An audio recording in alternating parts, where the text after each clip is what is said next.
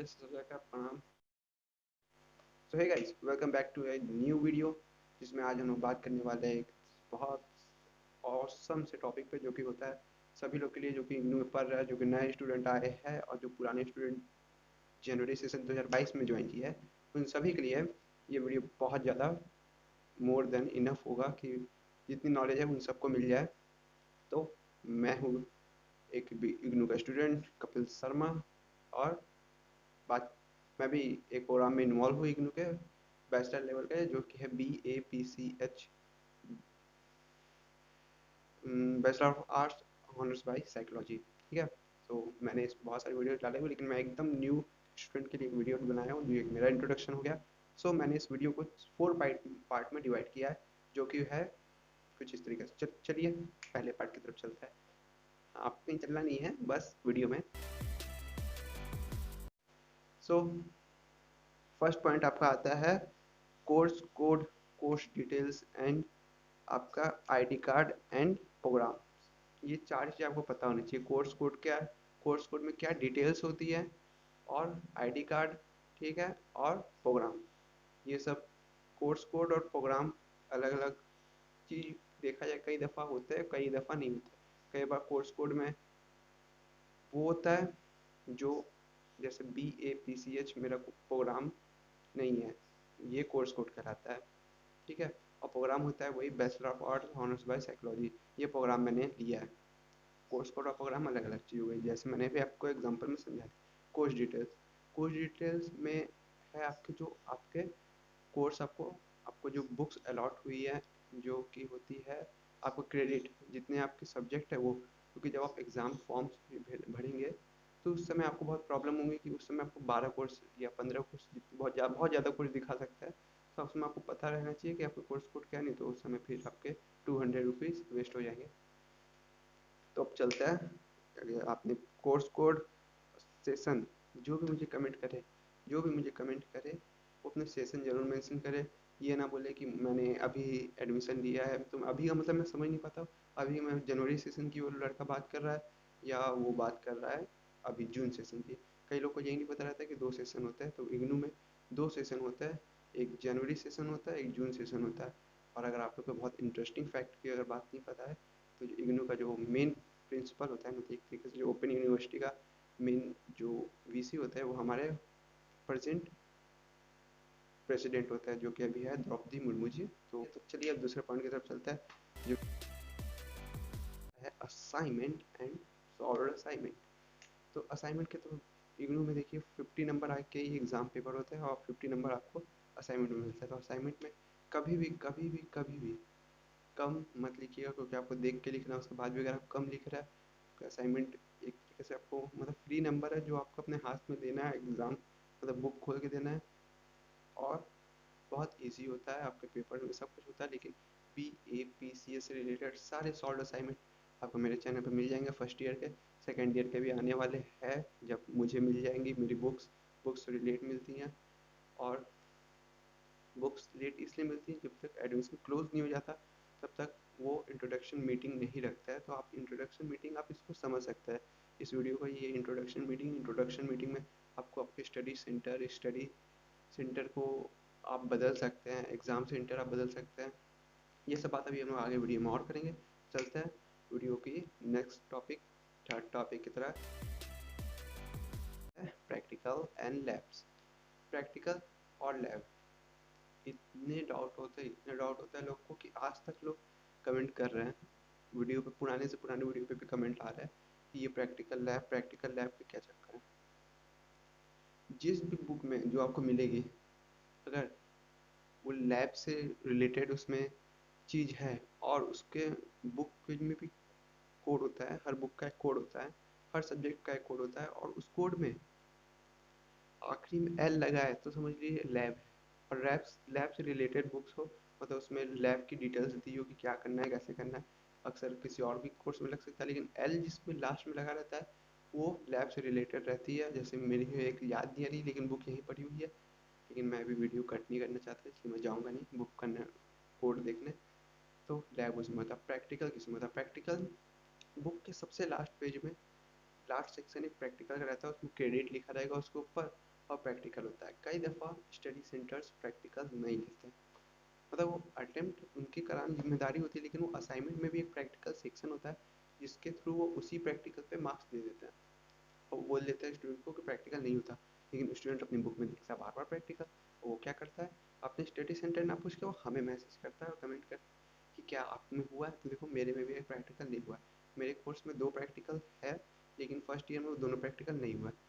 मैंने फ़ोन किया, कंफर्म किया, और उसके बाद आप कंफर्म करने के लिए कुछ बचा नहीं, क्योंकि उन्होंने बोल दिया हम अटेम्प्ट नहीं कराते और आपके कोर्स में प्रैक्टिकल नहीं है। उन्होंने सिर्फ डायरेक्ट ये बोल दिया कि प्रैक्टिकल नहीं है।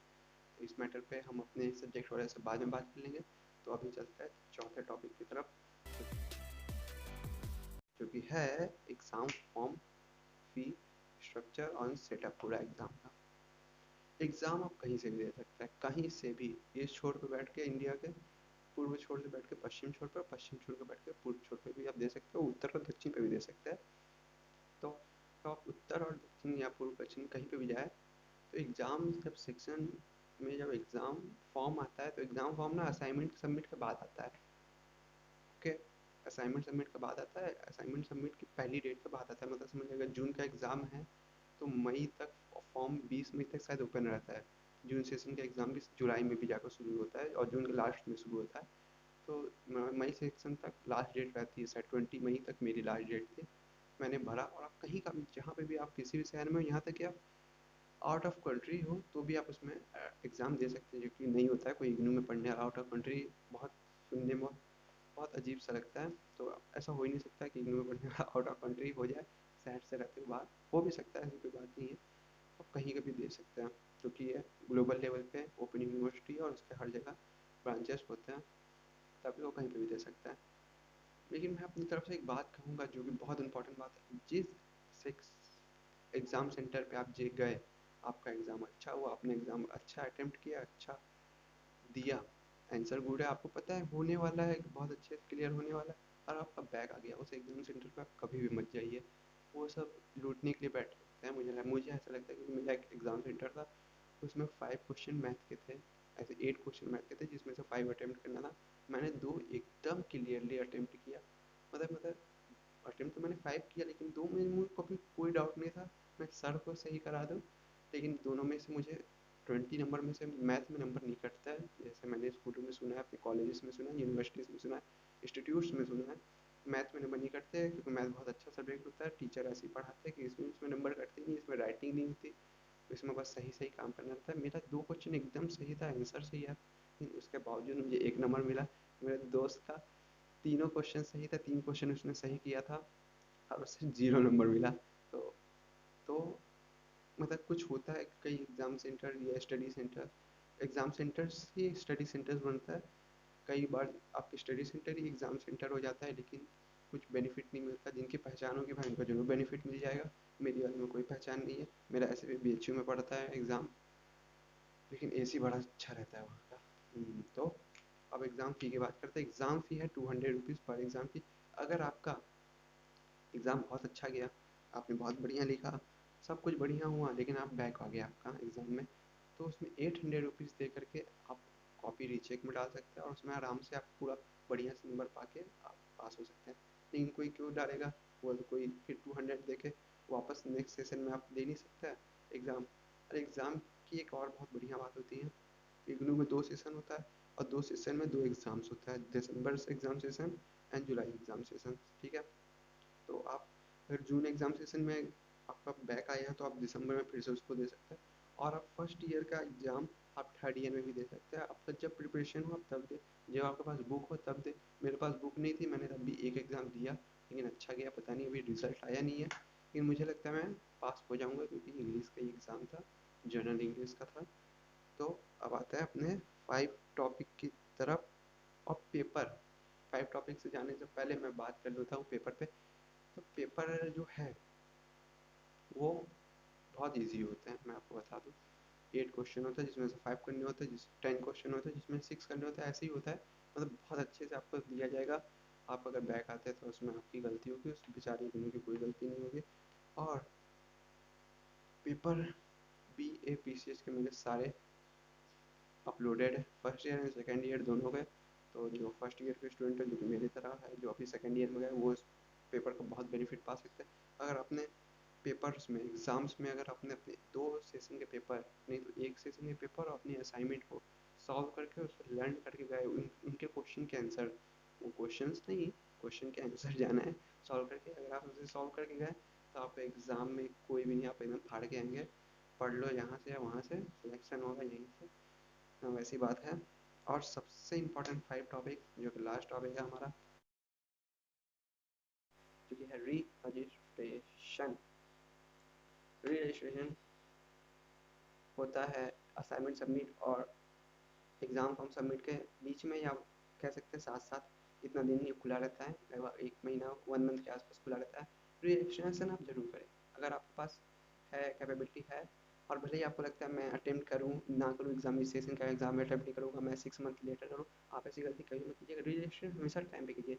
भले ही आप 2 साल एग्जाम ना दें और सारा एग्जाम आप लास्ट में दें, उससे कोई फ़र्क नहीं पड़ता, लेकिन आप रजिस्ट्रेशन जरूर करें। जो कि मैं कहूँगा, कई लोग ये गलतियाँ करते हैं, सोचते हैं कि विदाउट रजिस्ट्रेशन किए भी काम हो सकता है, तो काम तो हो सकता है, लेकिन क्यों लेट करें आप अपनी डिग्री में। अगर आपको 3 साल कोर्स 3.5 साल या 4 ईयर में अगर आप कंप्लीट कर रहे हैं, तो आप थोड़े से समझदारी में चूक कर रहे हैं। तो आप अपनी रजिस्ट्रेशन जरूर करें टाइम पे, अटेम्प्ट करें एग्ज़ाम। बेनिफिट होता है, एग्ज़ाम पेपर समझ में आता है, एक इन्वायरमेंट समझ में आता है। मोबाइल ले जाने की गलती ना करें, स्मार्ट वॉच भी मेरे में कभी कभी उतरवा ली जाती है। और हाँ, सबसे इंपॉर्टेंट मान, अगर आपका स्टैटिक्स या किसी छोटे मोटे मैथ का पेपर होता है, तो आप कैलकुलेटर ले जा सकते हैं। उसके नोटिफिकेशंस को, पेपर को ध्यान से पढ़ा कीजिए, जिसमें सब लिखा रहता है। ये गलती मैंने की, मेरा स्टैटिक्स का पेपर था, मैंने old previous year exam papers मैंने देखा, एकदम अच्छे से देखा, उसके सारे क्वेश्चन लर्न किया, एकदम किया, लेकिन उस नोटिफिकेशन से कैलकुलेटर वाला सेशन चला गया। नहीं तो मैं कैलकुलेटर से आराम से इजीली कर लेता, क्योंकि मेरा इजीली हो जाता। और इन सब का कंक्लूजन ये निकलता है, जो कि लास्ट कंक्लूजन फॉर्म है हमारी। कंक्लूजन में आप ये देख सकते हैं कि आप इग्नू से कुछ अच्छा अटेम्प्ट करके, कुछ अर्निंग करते हुए और आप बेहतर कॉलेज से आप पोस्ट ग्रेजुएट कर सकते हैं। क्योंकि ग्रेजुएशन की डिग्री बस एक गेट पास होती है। पोस्ट ग्रेजुएशन अगर आप अच्छी यूज़ कर लेते हैं, as a BHU, Sharda university Noida, कोई भी बढ़िया यूनिवर्सिटी जिसकी बहुत नाम हो, एज ए प्राइवेट SRM, बहुत सारी है, मैं कितनी को गिनाऊँ, JNU, इलाहाबाद यूनिवर्सिटीज़, बहुत बहुत सारी है। सो आपको बहुत बेनिफिट मिलेगा। एक, आप अगर ओपन लर्निंग से किए और सेकंड भी ओपन लर्निंग से किए, पोस्ट ग्रेजुएशन मतलब bachelors and post graduation, and third आपको फिर उसे करनी पड़ेगी, क्योंकि फिर ये रहता है कि स्टूडेंट जो है वो कभी जैसे सोशल में नहीं गया है, एक क्लास फॉर्म नहीं ज्वाइन किया है, उसके रूल्स थोड़े से कच्चे हो सकते हैं। सो ऐसा करें। और मैं आपको एक और चीज़ बता रहा था, जो कि वीडियो आपको कैसी लगी कमेंट जरूर करें, भाई अच्छी लगी हो, बुरी लगी हो, कैसी लगी। और इस वीडियो में मैंने अपनी क्वालिटी थोड़ी सुधारी है, थोड़ी सी इन्वेस्टमेंट की है अपनी वीडियो पे। और आप थोड़ा बताइएगा कि वीडियो क्वालिटी कैसी है, कि मैं अपनी वीडियो देखता तो नहीं हूँ, क्योंकि खुद से रिकॉर्ड किया रहता है, तो देखने की क्या ज़रूरत है। एडिट भी खुद से किया रहता है, तो भी देखने की ज़रूरत है। लेकिन आप ज़रूर बताएं क्या वीडियो की क्वालिटी कैसी लगी, कैसा सेटअप था, कैसी लाइटिंग थी, ये सब कुछ आप ज़रूर से बताएं। और वीडियो को किसी ज़रूरतमंद हो तो आप उसको सजेशन दे सकते हैं, शेयर कर सकते हैं, और लाइक करिए अगर आपके थोड़ा सा भी काम आया वीडियो। और किसी भी तरीके की प्रॉब्लम हो आप मुझे कमेंट करें। मेरे डिस्क्रिप्शन बॉक्स में इंस्टाग्राम की ID दी हुई है, ट्विटर मेरा दिया हुआ है, स्नैपचैट, बहुत सारी चीज़ें हैं। सब आप पे आप मैसेज आप, मैं कहूँगा सिर्फ आप कमेंट कीजिए, इंस्टाग्राम कीजिए, क्योंकि मैं वहाँ एक्टिव रहता हूँ, तो आपको डे टू डे एकदम रिप्लाई मिल जाएगा। बाकी जगह पे रिप्लाई मिलेगा, लेकिन 2 दिन 3 डेज लेट हो जाएगी। मैं बस इंस्टाग्राम के लिए दूँगा। और अगर किसी को ये सब फॉलो करना है, तो मेरे चैनल के लास्ट सेक्शन में उसमें सब कुछ दिया रहेगा, तो आप उसमें से फॉलो कर सकते हैं। तो गाइस, मिलते हैं नेक्स्ट लेवल के नेक्स्ट वीडियो में। तो गाइस बाय, नमस्ते, सत श्री अकाल, प्रणाम, बाय बाय।